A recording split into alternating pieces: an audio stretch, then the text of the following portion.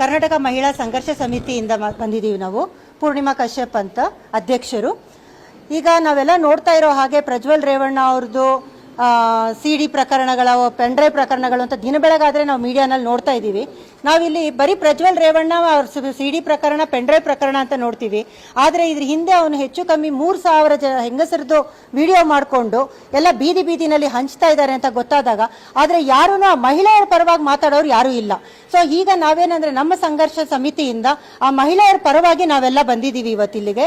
So ಈಗ ಇನ್ನೂ ಒಂದು ಏನಾಗಿದೆ, ಮಹಿಳೆಯರದು CDಗಳು ಮಾಡಿ, ಪೆಂಡ್ರೈವ್ಗಳು ಮಾಡಿ ಬೀದಿನಲ್ಲಿ ಹಂಚ್ತಾ ಇದ್ದಾರೆ. ಆದರೆ ಇದ್ರ ಪರಿಣಾಮ ಏನಾಗ್ತಾ ಇದೆ ಅಂತ ಎಲ್ಲರೂ ನಾವು ಯೋಚನೆ ಮಾಡಬೇಕಾಗಿತ್ತು. ಯಾಕೆಂದ್ರೆ ಇದು ಬರೀ ಪ್ರಜ್ವಲ್ ರೇವಣ್ಣ ಆಗಲಿ ಇಲ್ಲ ರೇವಣ್ಣ ಅವರ ಕುಟುಂಬದ ಮಾತಲ್ಲ, ಇದು ಆ ಸಂತ್ರಸ್ತರಾದಂಥ 3,000 ಹೆಣ್ಣು ಮಕ್ಕಳ ಕುಟುಂಬದ ಬಗ್ಗೆ ನಾವಿಲ್ಲಿ ಮಾತಾಡ್ಲಿಕ್ಕೆ ಬಂದಿದ್ದೀವಿ. ಈಗ ಅವರು CDಗಳು ಮಾಡಿ, ಪೆಂಡ್ರೈವ್ಗಳು ಮಾಡಿ ಬೀದಿಲಿ ಹಂಚಿದಾಗ ಆ 3,000 ಕುಟುಂಬಗಳಲ್ಲಿ ಅವರು ಕೆಲವರಿಗೆ ತಾಯಿಯಾಗಿದ್ದಾರೆ, ಕೆಲವರಿಗೆ ತಂಗಿ, ಮಗಳು, ಸೊಸೆ, ಅತ್ತೆ, ಈ ಥರ ಎಷ್ಟೋ ಅವ್ರ ಸಂಬಂಧಗಳಿರೋವಾಗ ಅವ್ರ ಸಂಬಂಧಗಳಲ್ಲಿ ಹಾಳಾಗುವಂಥ ಪರಿಸ್ಥಿತಿ ಬಂದಿದೆ. ಆದರೆ ನಿಜವಾಗ್ಲೂ ಗೊತ್ತಿಲ್ಲ ಆ ಹೆಣ್ಣು ಮಕ್ಕಳು ಯಾವ ಪರಿಸ್ಥಿತಿನಲ್ಲಿ ಈ ಒಂದು ಕೃತ್ಯಕ್ಕೆ ಅವ್ರು ಬಂದರು ಅಂತ. ನಮಗೆ ಇದ್ರ ಬಗ್ಗೆ ನಾವು ಮಾತಾಡೋದು ಬೇಡ, ಯಾಕೆಂದ್ರೆ ಅವ್ರವ್ರ ಅನಿವಾರ್ಯಗಳು ಏನಿತ್ತು ನಮಗೆ ಗೊತ್ತಿಲ್ಲ. ಆದರೆ ಅದನ್ನ CD ಮಾಡಿ, ಪೆಂಡ್ರೈವ್ ಮಾಡಿ ಬೀದಿಗೆ ಹಂಚೋ ಅಂತ ಅನಿವಾರ್ಯ ಯಾರಿಗೂ ಇರಲಿಲ್ಲ. ಆದರೆ ಇದು ಇವತ್ತವರೆಗೂ ನಮಗೆ ಗೊತ್ತಾಗದೇ ಇರೋ ವಿಷಯ ಏನಂದ್ರೆ ಇದ್ರ ಹಿಂದೆ ರಾಜಕಾರಣಿಗಳ ಕೈವಾಡನ ಇಲ್ಲ, ಎಲ್ಲರೂ ಹೇಳ್ತಾ ಇರೋವಾಗೆ ಅವರ ಡ್ರೈವರ್ ಪೆಂಡ್ರೈವ್ ಮಾಡಿ ಎಲ್ಲ ಹಂಚ್ತಾ ಇದ್ದಾರೆ ಅಂತ ಹೇಳ್ತಾ ಇದ್ದಾರೆ. ಈಗ ನಾವು ಒಂದು ಸಣ್ಣ ವಿಷಯಕ್ಕೆ ಒಂದು ಬರೋಣ. ಈಗ ಪೆಂಡ್ರೈವ್ ಮಾಡಿ ಹಂಚ್ತಾ ಇದ್ದಾರೆ ಅಂತ ಅಂದಾಗ ಒಂದು ಹೆಚ್ಚು ಕಮ್ಮಿ ಬೀದಿನಲ್ಲಿ ಇರೋವಾಗ ಅದಕ್ಕೆ ಅಂತ ಬೇಕಾಗಂತ ಅಷ್ಟು ದುಡ್ಡಿನ ವ್ಯವಸ್ಥೆ ಯಾರು ಮಾಡಿದ್ರು? ಯಾಕೆಂದ್ರೆ ಒಬ್ಬ ಡ್ರೈವರ್ಗೆ ಖಂಡಿತ ಇದು ಸಾಧ್ಯ ಇಲ್ಲ ಅಷ್ಟು ಪೆಂಡ್ರೈವ್ ಮಾಡಿ ಬೀದಿನಲ್ಲಿ ಹಂಚೋ ಅಷ್ಟದು. ಸೊ ಇದ್ರ ಹಿಂದೆ ಯಾರಿದ್ದಾರೆ?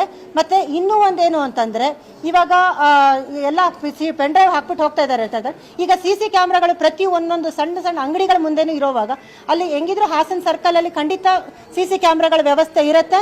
ಅದು ಯಾರು ಮಾಡ್ತಾ ಇದ್ದಾರೆ ಅದ್ರ ಹಿಂದೆ ಅವ್ರದ್ದು ಫುಲ್ CC ಕ್ಯಾಮ್ರಾನಲ್ಲಿ ಅದ್ರ ತನಿಖೆಗಳಾಗಿ ಅದನ್ನ ಏನಿದೆ ಅದ್ರದ್ದು SIT ಆಗಲಿ ಇಲ್ಲ, ನಾವು ಕೇಳ್ಕೊಳ್ಳೋದೇನು ಅಂದ್ರೆ ಇದು CBI ಅವ್ರು ಕೊಟ್ರೆ ತುಂಬಾನೇ ಒಳ್ಳೇದು. ಏಕೆಂದ್ರೆ ಇದು ನಮ್ಮ ಬರೀ ಕರ್ನಾಟಕ, ಹಾಸನ, ಕರ್ನಾಟಕ, ಬೆಂಗಳೂರು ಸಂಬಂಧಪಟ್ಟಿದ ವಿಷಯ ಅಲ್ಲ. ಇದು ಇಡೀ ಎಂಟೈರ್ ದೇಶ ಅಲ್ಲ, ಇವನ್ ವಿದೇಶದಲ್ಲೂ ಇದ್ರ ಚರ್ಚೆ ನಡೀತಾ ಇರೋದ್ರಿಂದ ಇದು ಸರಿಯಾದ ತನಿಖೆಗಳಾಗಬೇಕು.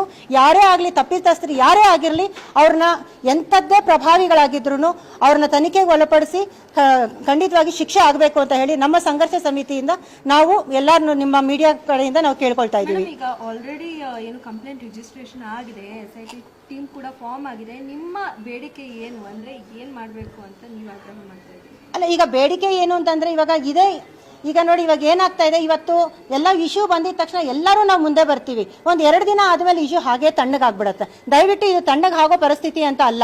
ಯಾಕೆಂದ್ರೆ ಇವತ್ತು ಇಷ್ಟು ಮಾಡಿದವರು ನಾಳೆ ಇನ್ನೂ ಬೇರೆ ಒಂದು ರೀತಿಗೂ ಹೋಗೋ ಚಾನ್ಸಸ್ ಜಾಸ್ತಿ ಇರುತ್ತೆ.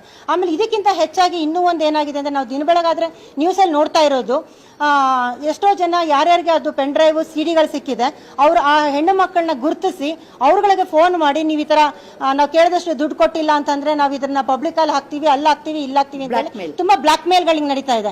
ಸೊ ಇದ್ರ ಹಿಂದೆನೂ ಯಾರಿದ್ದಾರೆ ಅನ್ನೋದು ಖಂಡಿತವಾಗೂ ತನಿಖೆ ಆಗ್ಲೇಬೇಕಾಗುತ್ತೆ. ಯಾಕೆಂದ್ರೆ ನಾವು ಅಧ್ಯಕ್ಷರು ತುಂಬಾ ಒಳ್ಳೆ ಕೆಲಸ ಮಾಡ್ತಾ ಇದ್ದಾರೆ. ಯಾಕೆಂದ್ರೆ ಯಾವತ್ತಿಂದ ಇಶ್ಯೂ ಬಂತು ಅವತ್ತಿಂದನೂ ಪಾಪ ದಿನ ಬೆಳಗ್ಗೆ ರಾತ್ರಿ ಅಂತ ನೋಡ್ದಿರ ತುಂಬಾ ಅವರು ತುಂಬಾ ಹೆಲ್ಪ್ ಮಾಡ್ತಾ ಇದ್ದಾರೆ. ಬಟ್ ಆದ್ರೆ ಏನಂದ್ರೆ ನಾವು ಕೆಲವೊಂದು ಕೇಳ್ತಾ ಇರೋದು, ಈಗ ಕೆಲವೊಂದು ಪೊಲೀಸ್ ಅವ್ರು ಹೇಳ್ತಾ ಅಂದ್ರೆ ಅವರು ತುಂಬಾ ಕೋಆಪರೇಟ್ ಮಾಡ್ತೀನಿ ಅಂತ ಹೇಳಿದ್ದಾರೆ. ಸೊ ಖಂಡಿತ ಕೋಆಪರೇಟ್ ಮಾಡ್ತಾರೆ ಅನ್ನೋ ನಂಬಿಕೆ ನಮಗಿದೆ. ಈಗ ಇನ್ನೂ ಒಂದು ನಾವು ರಿಕ್ವೆಸ್ಟ್ ಮಾಡ್ಕೊಳ್ಳೋದೇನು ಅಂದ್ರೆ, ಈ ಪೊಲೀಸ್ ಅವ್ರ ತನಿಖೆಗಳು ಆಗ್ತಾ ಇದೆ, ತನಿಖೆಗಳು ಆಗೋದ್ರನ್ನ ಗೌಪ್ಯವಾಗಿ ಇಡಬೇಕು ಅಂತ ನಾವು ನಿಮ್ಮ ಮೀಡಿಯಾ ಪರವಾಗಿ ನಾವು ಪೊಲೀಸ್ ಅವ್ರಗಳನ್ನು ನಾವು ಕೇಳ್ಕೊಳ್ತೀವಿ. ಯಾಕೆಂದ್ರೆ ಅದು ಅವ್ರ ಸಂಸಾರಗಳು ಹಾಳಾಗೋದು ಬೇಡ ಅಂತ.